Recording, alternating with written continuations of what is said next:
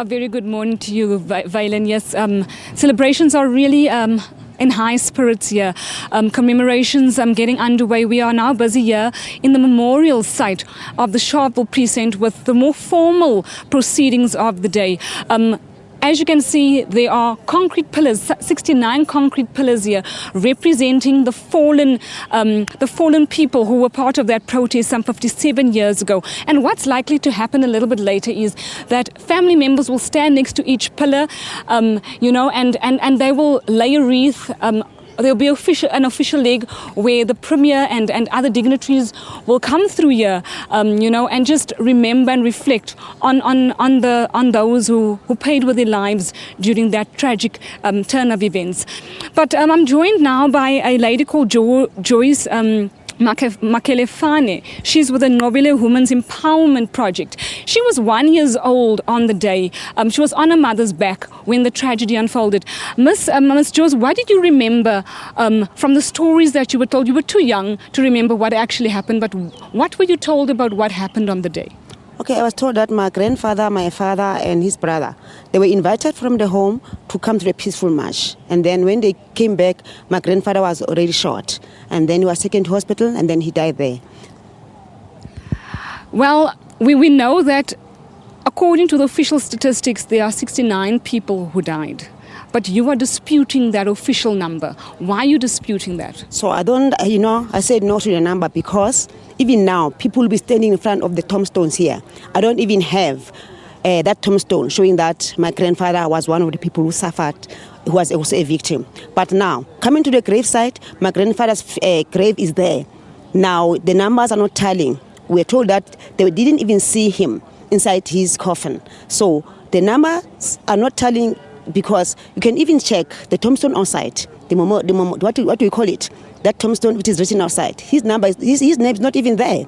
So we are not treated with respect. He is not treated with respect. So we did not get a closure about what happened for the day.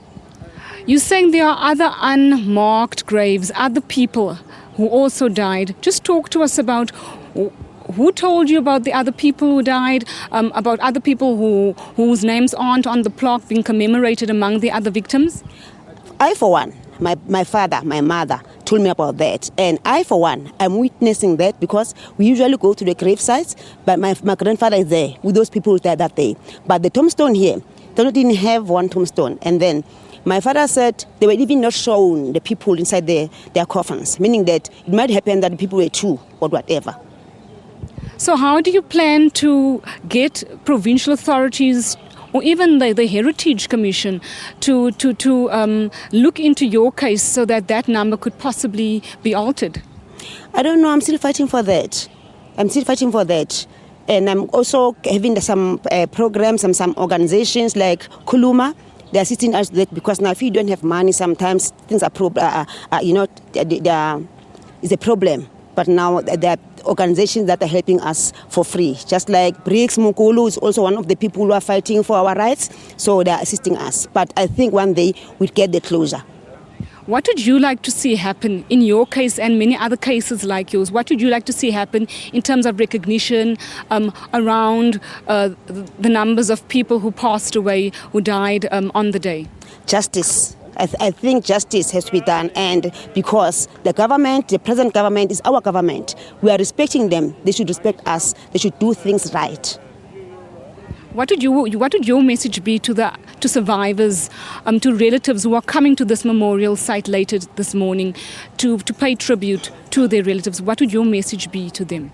I would say they should stay put, they should be stronger, and then we should know that our brothers and our grandfathers and our grandmothers and relatives, they died for the country, so we deserve to be treated with respect. We have fought for this country. The blood has fled for our rights, so we should be respected, and the government should do the correct things. And what does Human Rights Day or Sharpeville Day mean to you when you come to an area like this and you remember what has happened? I usually don't come to this place because it makes me feel, bitter. It makes me feel my grandfather was treated with disrespect. So I usually don't come here. I just pass by because it makes my my heart to beat stronger. And then, so I'm not happy about this. The day when I get the closure to the government should come to us and respect us and show us respect and treat us good to respect. And then I get the closure, and then maybe I'll visit the place. That's Joz Makalefane. She is from the Novilo Women's Empowerment Group. She's questioning the number of people who died some 57 years ago. She's disputing the number that says 69 people died in that tragedy. We're now going to Unati in the Eastern Cape at the Steve Biko grave. To you, Unati.